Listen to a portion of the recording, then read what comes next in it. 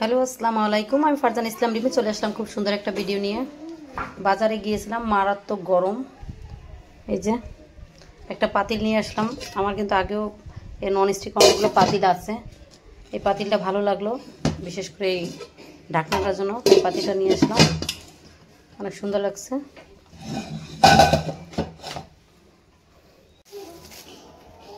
এটা রোয়াজানিয়া গোটা বানানোর জন্য নিয়ে আসছে একটা। আর যে দেখেন কি নিয়ে আসছে, এই ছোট ছোট এই বাটিগুলো আমার নিয়ে আসছে। তো আমার এই বাটি কি কালার দুটো ভালো লাগছে তাই নিয়ে আসছে। তুমি কেন মাকে জ্বালাচ্ছ? যাই হোক, এগুলো একটু সরিয়ে রাখে। নিয়ে আসছি কড়াইটা। কড়াইটা কিন্তু অনেক সুন্দর, এই ঢাকনাটার জন্যই আমি নিয়ে আসছি।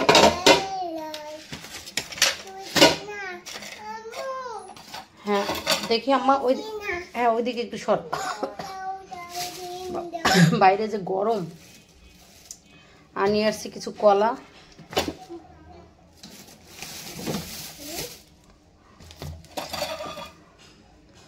অনেকগুলো কলাই নিয়ে আসছে। ওগুলো ধরে না মা, ধরে না। এগুলো হচ্ছে সাগর কলা। এখানে নিয়ে আসছি কিছু কমলা। কমলার কেজি এখন 400 টাকা করে। আর এই প্রত্যেকটা দাম বলে দিচ্ছে। আর এখন এটা মানে হালি হিসাবে বিক্রি করে ওরা। এটা আমার কাছ থেকে 30 টাকা করে রাখছে। 40 টাকা করে চাইছিল, 30 টাকা করে রাখছে। আর এই 1 কেজি কমলা নিচ্ছে 400 টাকা, একটু বেশি হয়েছে, 420 টাকা নিচ্ছে। আর এই যে দেখেন, আমি খুব কম কম সবজি নিয়ে আসছি, যেহেতু বাসায় লোক নেই এখন। যে আমি 2 পিস মূলা নিয়ে আসছি, অল্প অল্প করে নিয়ে আসছি। এই মূলার কেজি হচ্ছে গিয়ে এখন 60 টাকা করে। তো আমার এই দুটো মূলাতে আবার 30 টাকা হয়েছে। আর এই যে লেবু 5 টাকা করে পিস, আমি 50 টাকায় 10টা লেবু আনছি। আর এই পটলও 60 টাকা কেজি। এখানে আমি এই 4টা পটল, আমি আপনার 4টা পটল আনছি গিয়ে 25 টাকায়।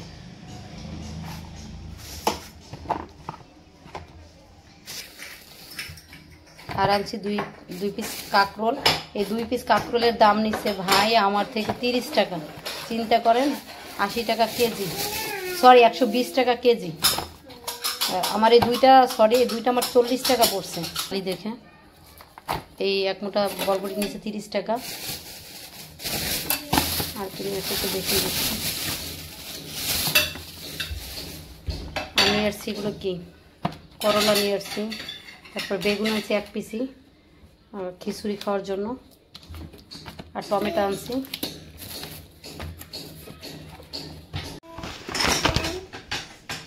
যে চিংড়ি নিয়ে আসছি, এখানে 1.5 কেজির মতো চিংড়ি আছে।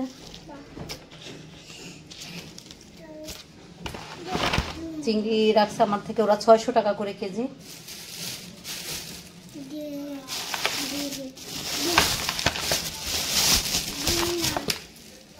আমি আসছি 2টো মুরগি। তো ওরা, আমার মেয়ে পা খেতে পছন্দ করে বলে ওরা এক্সট্রা কিছু পা আমাকে দিয়ে দিছে। এই যে আজকে এই বাজার নিয়ে আসলাম গরমের মধ্যে। দিচ্ছে আমি আমগুলো ছিলি একটু সেদ্ধ করে, তারপরে পিউরিটা বের করে নিচ্ছি। আমি এখানে আম সত্ত্ব বানাবো। একদিকে রান্না করতেছিলাম, ফাঁকে আম সত্ত্বটা বানানোর জন্য এভাবে কিছু আমের পিউরিট করে এভাবে আপনার যে ক্যান্ডি বানানোর যে শিরাটা, তো ওটার ফেলে না দিয়ে আমি এভাবে এটা বানিয়ে নিচ্ছি আম সত্ত্বটা।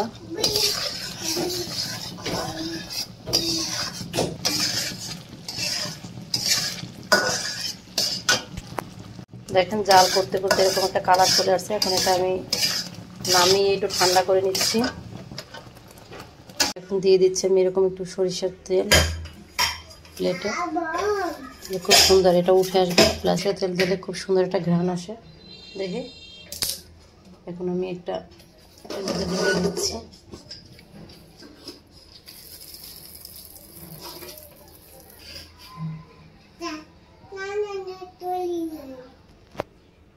এরকম একটা স্টিলের প্লেটে এরকম দিয়ে একটু ছড়িয়ে দিয়েছি। তো এখন এটা ঠান্ডা হয়ে গেলে আমি রোদ্রে শুকাতে দেব পুরো 6 ঘন্টার মতো। তারপরে আমসত্ত্বটা কেমন হয় আপনাদের দেখাবো।